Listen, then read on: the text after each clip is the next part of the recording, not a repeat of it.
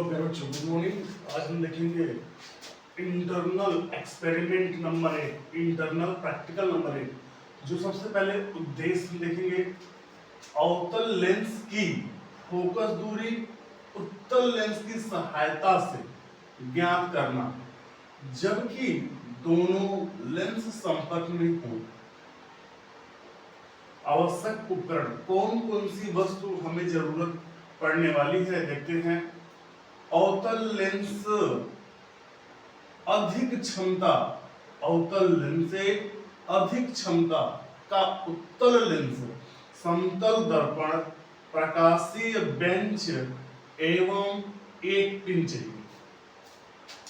सिद्धांत देखिएगा, सिद्धांत, यदि एक अवतल लेंस को उससे अधिक क्षमता कोष्टक में कम फोकस दूरी वाले उत्तल लेंस से मिला दें तो यह संयोग एक उत्तल लेंस की भांति कार्य करता है। आपका दो चित्र है, थोड़ी सी चित्र यहाँ मिस्टेक हो गई, आप इसको सही से बनाएंगे।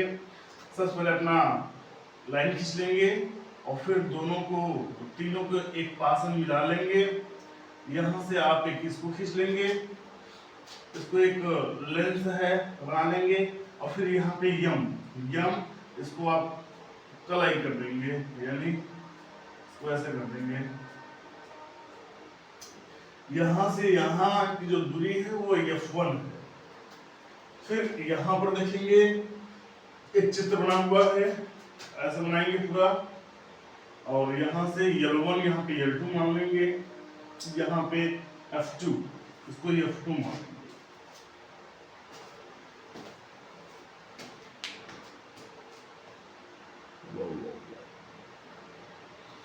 फोकस दूरी f है तो 1/f बराबर 1/f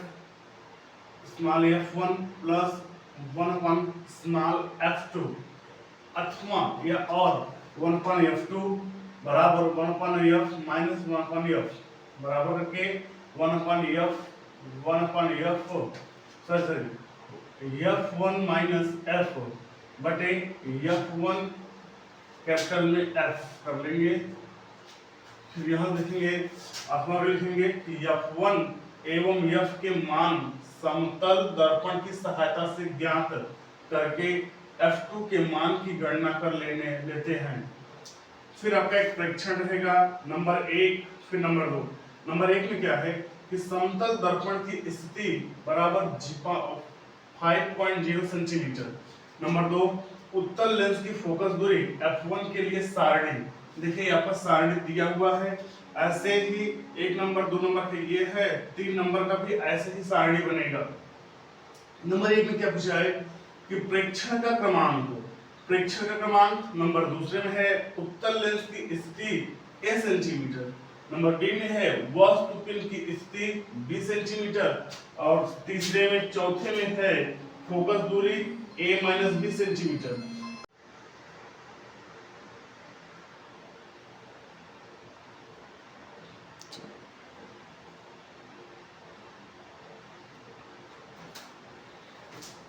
देखिए, मान की अवतल लेंस की फोकस दूरी f1 तथा संयोग की फोकस दूरी f है तो 1/f बराबर 1/1 1/f1 प्लस 1/f2 अथवा 1/f2 बराबर 1/f माइनस 1/f1 बराबर करके f1 माइनस f बटे f1 f अथवा f1 एवं f के मान समतल दर्पण की सहायता से ज्ञात कर लेते हैं, करके f2 के मान की गणना कर लेते हैं।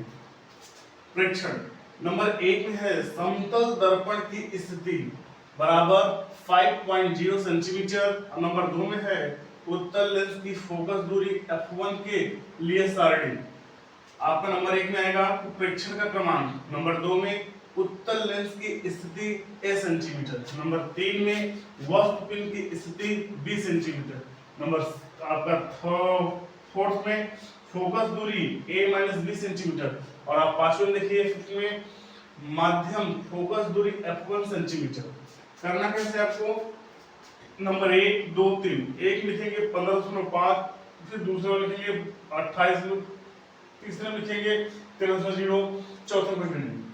जब यहाँ पे दूसरे में आएंगे तो लिखेंगे 17.0 और फिर यहाँ पे 30.5, 13.5 और 13.3 कर देंगे वहां पे। फिर ये तीसरे में लिखेंगे कि 19.0, 32.5, 13.5। इसी प्रकार आपका तीसरा भी रहेगा, देख लीजिएगा और साफ साफ लिखिएगा बिल्कुल।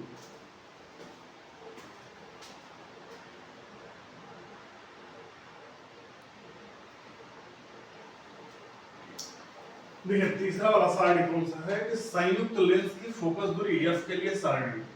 फिर उसमें भी आपको सेम ऐसा ही डायग्राम बनाना है और डायग्राम बनाने के बाद कुछ अलग चीजें लिखना है। प्रेक्षण का क्रमांक, संयुक्त लेंस की स्थिति a सेंटीमीटर, वस्तुपिंड की स्थिति b सेंटीमीटर, फोकस दूरी a - b सेंटीमीटर और माध्य फोकस दूरी f1 सेंटीमीटर।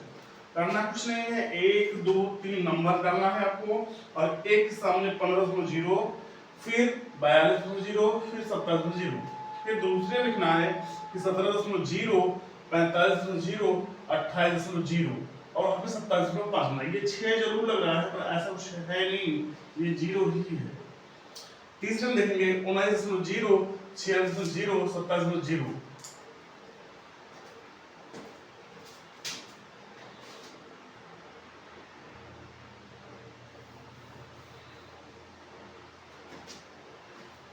चलिए बच्चों बात देखिए कि अगला हेडिंग है गणना।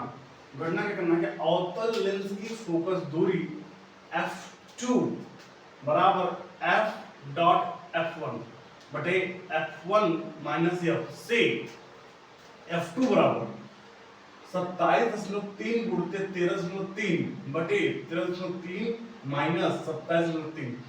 अब इसका गुणा करोगे इतना आ जाएगा, इसका घटा दोगे इतना आ जाएगा, फिर दोनों का भाग दे दोगे तो -25.1 सेंटीमीटर।